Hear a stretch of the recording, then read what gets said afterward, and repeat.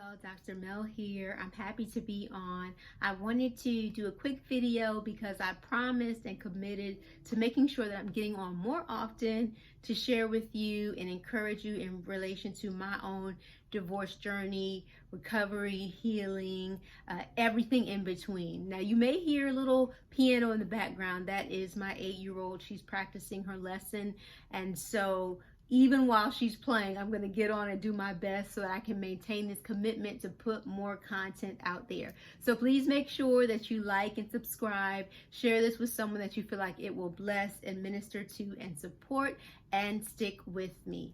So today we're going to just be talking a little bit about the process in forgiving yourself. That's right. The process in forgiving yourself.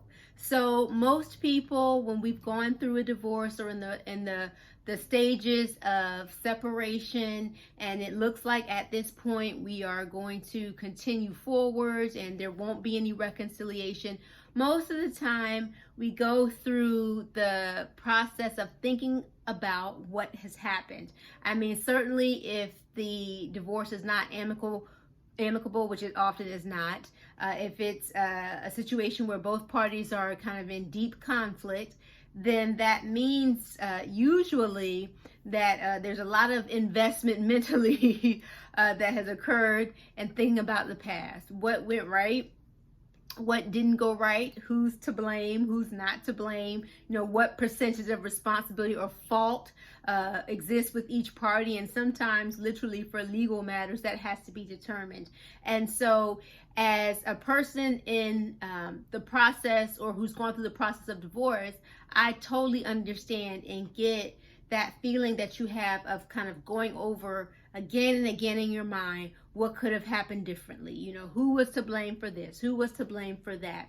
And I know for myself, one of the important things that I had to do to help process my healing was to just forgive myself for the things that I recognize now were not healthy for me, that occurred in the marriage, that I participated in, anything and everything that I recognize now that just was not good for me emotionally, physically, mentally, spiritually, you name it, you know. And so part of my healing really did come when I had to be honest with myself about the things that I wasn't pleased with in the marriage, and my actions and things that I wanted to just acknowledge. You know what?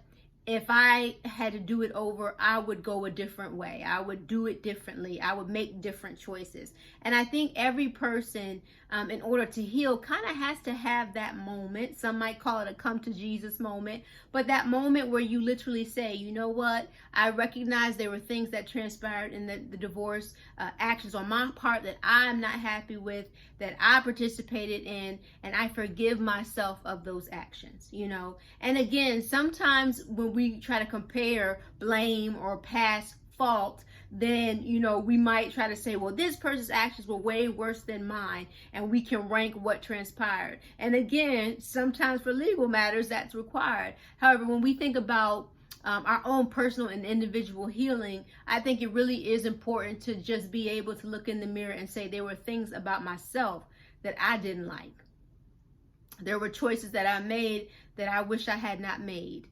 And moving forward, I'm going to forgive myself for those choices, and I'm going to decide at this moment to begin and start fresh.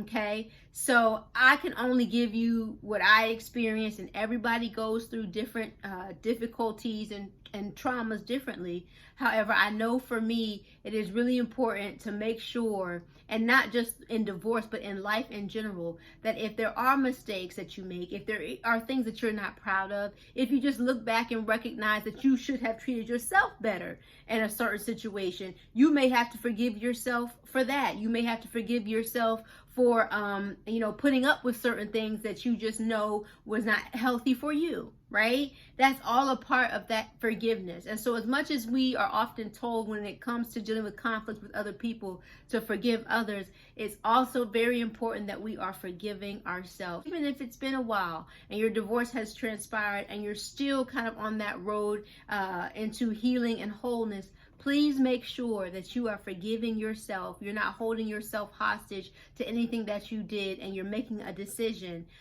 to start fresh. All right, guys, I hope that helps you. Remember, you can follow Dr. Melodee. That's DrDrMelodee.